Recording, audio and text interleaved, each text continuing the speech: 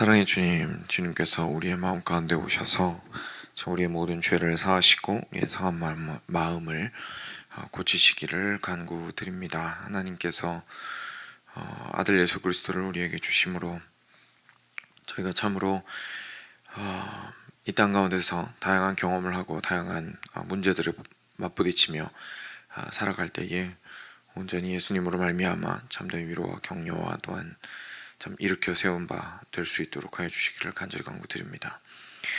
하나님께 때로는 도움을 요청하는 것도 잊을 때가 참 많이 있습니다. 저희가 항상 참 문제가 있을 때에 그 문제 해결에 급급하기 전에 먼저 주님께 기도하며 주님께 나아갈 수 있는 자들 될 수 있도록 해주시고, 또한 저희의 마음의 불편함이나 상처나 어려움이나 저희의 연약함이나 죄악됨으로 인하여 혼란스러울 때에 그때에도 참 주님께 나아가서 도움을 요청하기를 잊을 때가 참 많음을 고백합니다.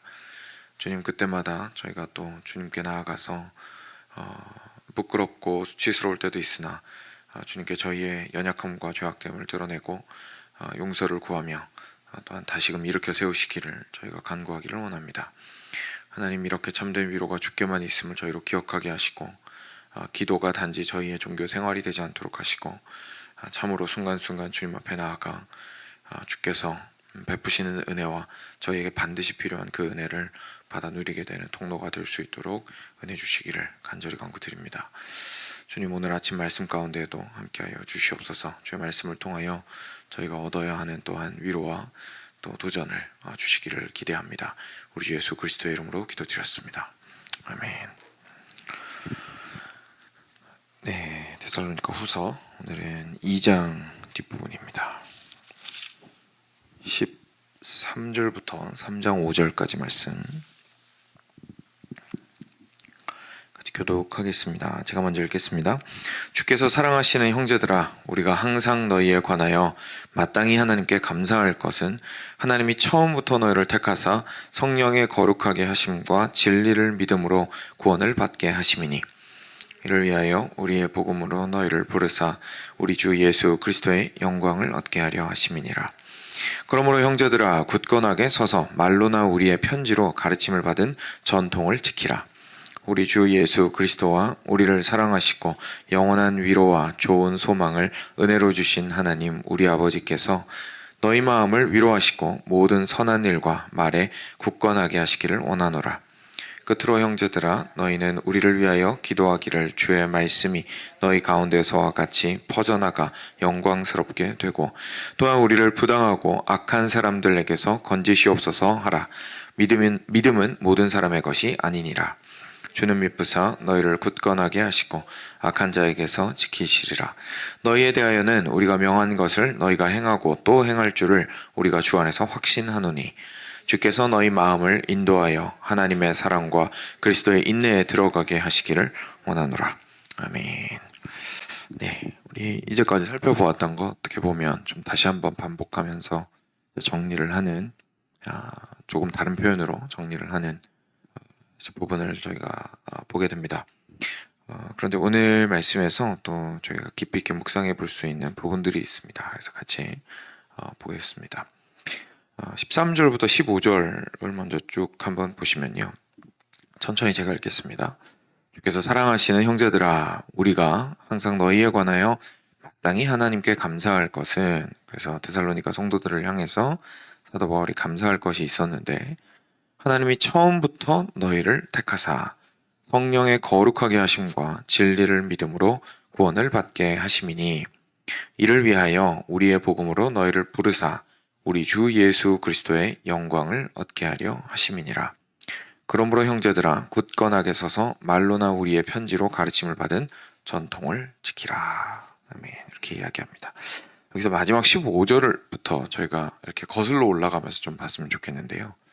5절 보시면, 그러므로 형제들아, 굳건하게 서서 말로나 우리의 편지로 가르침을 받은 전통을 지키라. 이렇게 이야기를 하고 있습니다. 그러니까 쉽게 말해서 사도 바울이 그 데살로니가 성도들한테, 여러분들 제가 지금 이렇게 편지도 쓰고, 그리고 예전에 저희 찾아가서 실제 여러분들 가르치고 함께 긴 시간은 아니었으나 그래도 시간 보내면서 함께 가르치고 했던 것들, 그 모든 것들 여러분 소홀히 여기지 말고 꼭 지키셔야 합니다. 그리고 그거 지키시기에 좀 힘들어서 많이 흔들릴 수도 있겠지만 굳세지십시오. 굳건하십시오. 거기에서 이 말씀을, 이 전통을 지키기에 애쓰십시오라고 이제 권면하고 있는 거죠.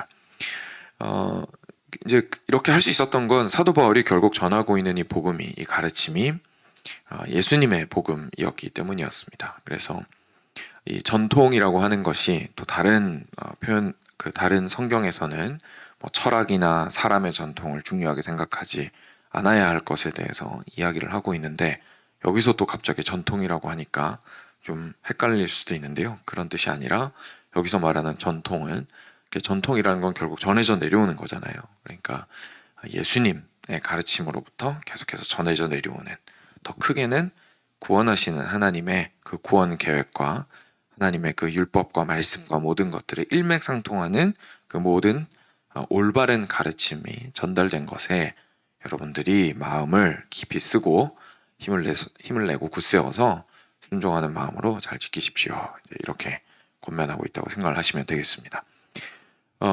왜 여기서부터 시작을 하냐면요. 저희가 신앙생활을 할 때에 보통 이 부분부터 아무래도 생각을 하게 되기 때문입니다. 그렇죠? 그러니까 저희가 이제 그리스도인이 됐으니까 그리스도인으로서 순종하면서 열심히 잘 살아야지. 듣는 말씀에 잘 순종해야지. 읽는 말씀에 잘 순종해야지.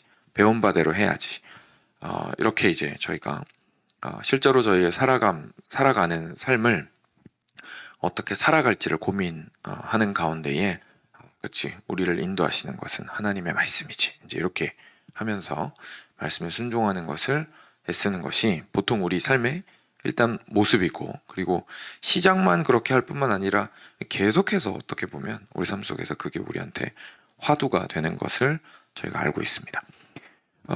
근데 이제 문제가 뭐냐면, 저희가 그렇게 순종하고자 하는 마음을 가지고 살아가게 될 때에 많은 경우에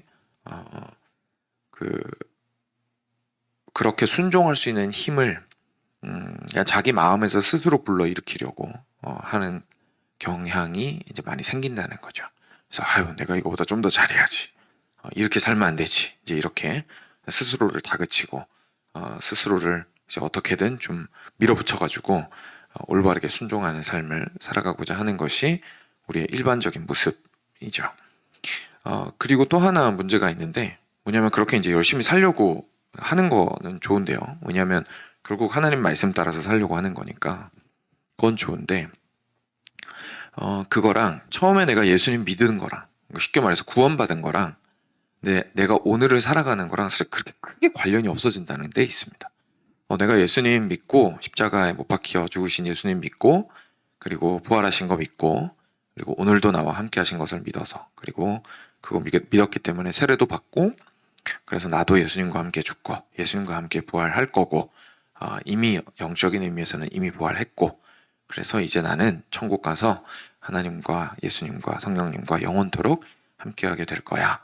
나는 이제 그 믿음이 우리의 신앙을 시작하는 그 믿음이 오늘의 삶을 살아가는 거랑 구체적으로 어떻게 연결되는지가 주로 단절되는 데가 되게 많은 거죠.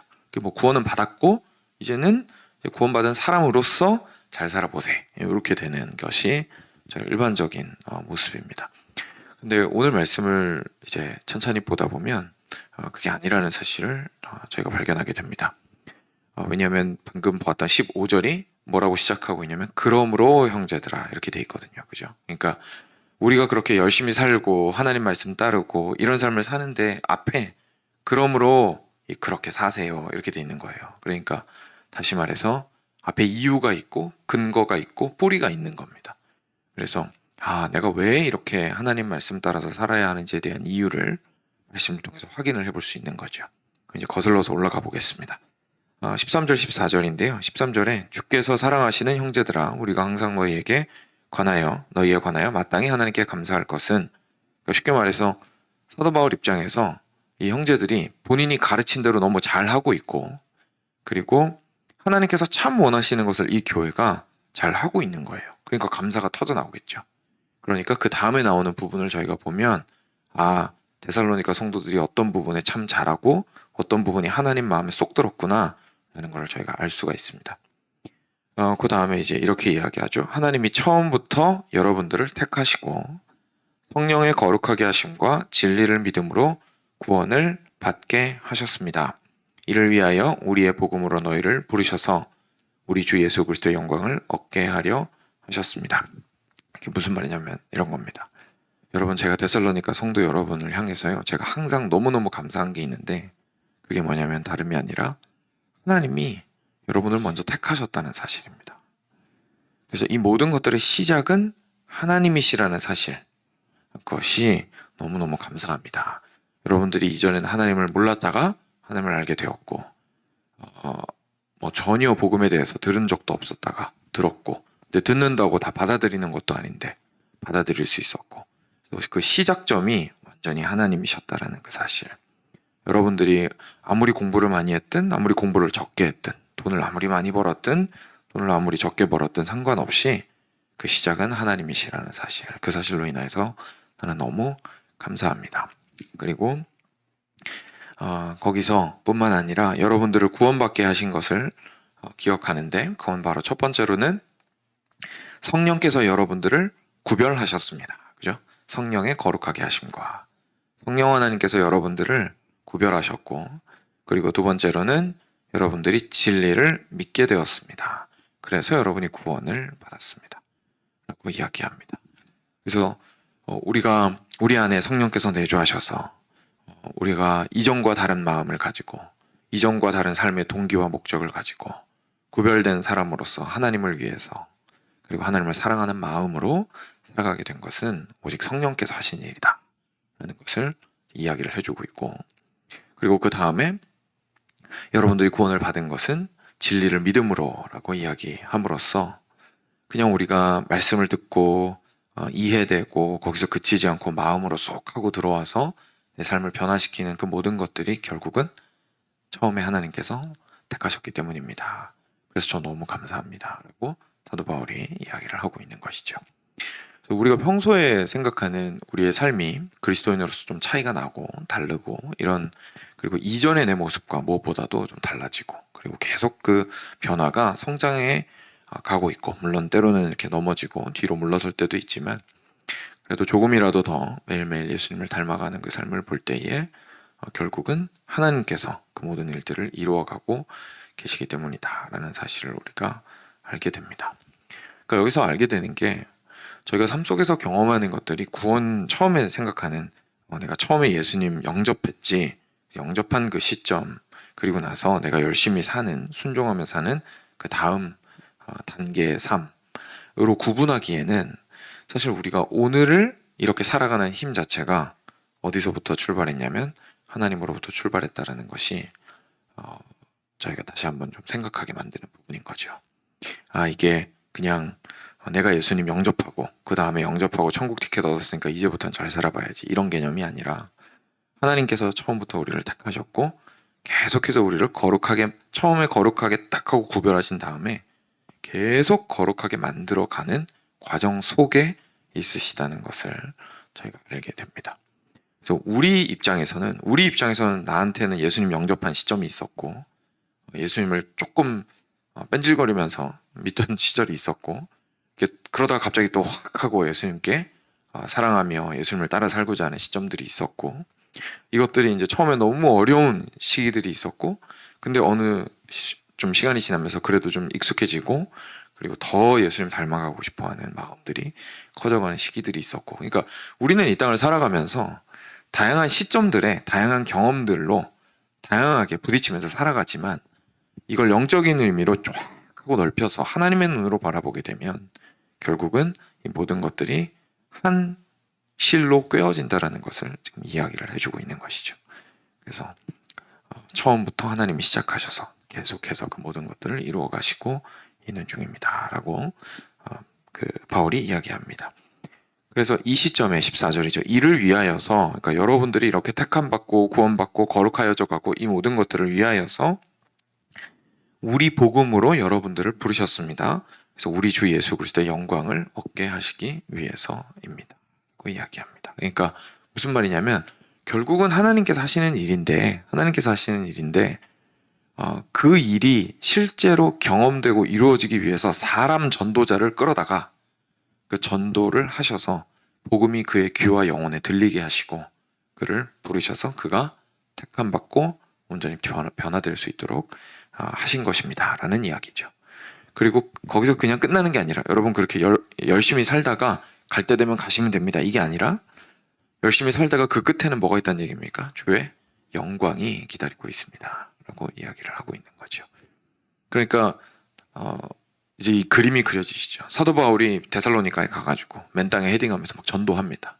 근데 거기에서 사람들이 놀랍게도 그 이야기를 듣고 주님께로 나오고 한 명도 아니고 두 명도 아니고 공동체를 이룰 수 있는 사람들이 생겨서 교회가 형성이 되고 그리고 이전 삶과는 다르게 계속해서 변화되어가는 그 모습들을 보게 되고 그리고 이제 그 안에서 좀 어려운 일들이 있어서 사도 바울이 이렇게 편지도 쓰면서 여러분들 정신 차리고 마지막 종말이 곧 다가온다는 생각으로 해이하게 살지 말고 매일매일 성실하게 살아가십시다 라고 하면서 베드로가 아니죠.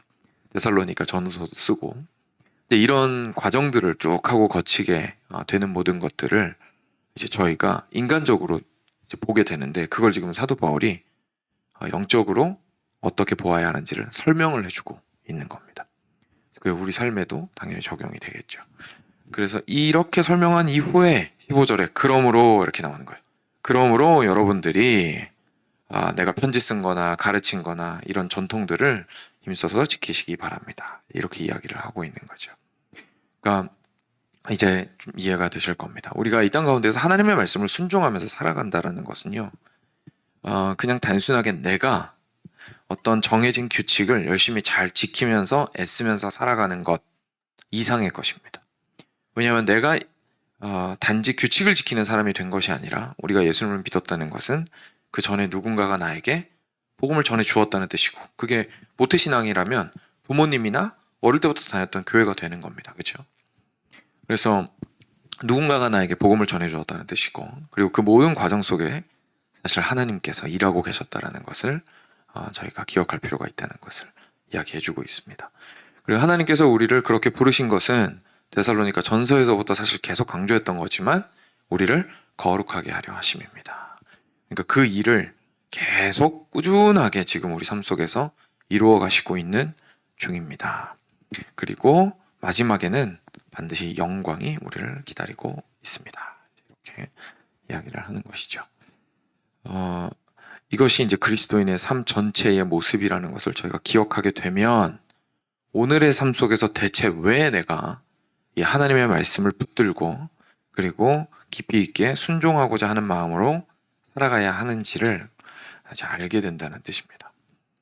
내가 결국은 하나님이 예수님 닮은 사람 만들려고 처음에 예수님 만나게 해주시고 계속 이 어려움들도 때로는 허락하시고 그리고 거기에서 돕는 사람들도 붙여주시고 그리고 계속해서 내가 이것저것 경험하게 하시고 알게 하시고 깊어지게 하시고 넓어지게 하시는구나. 그리고 이게 이 땅에서 생고생하다 그냥 끝나는 게 아니라 마지막에 하나님께서 완성하시고 영화롭게 하시는 때가 분명히 오는구나.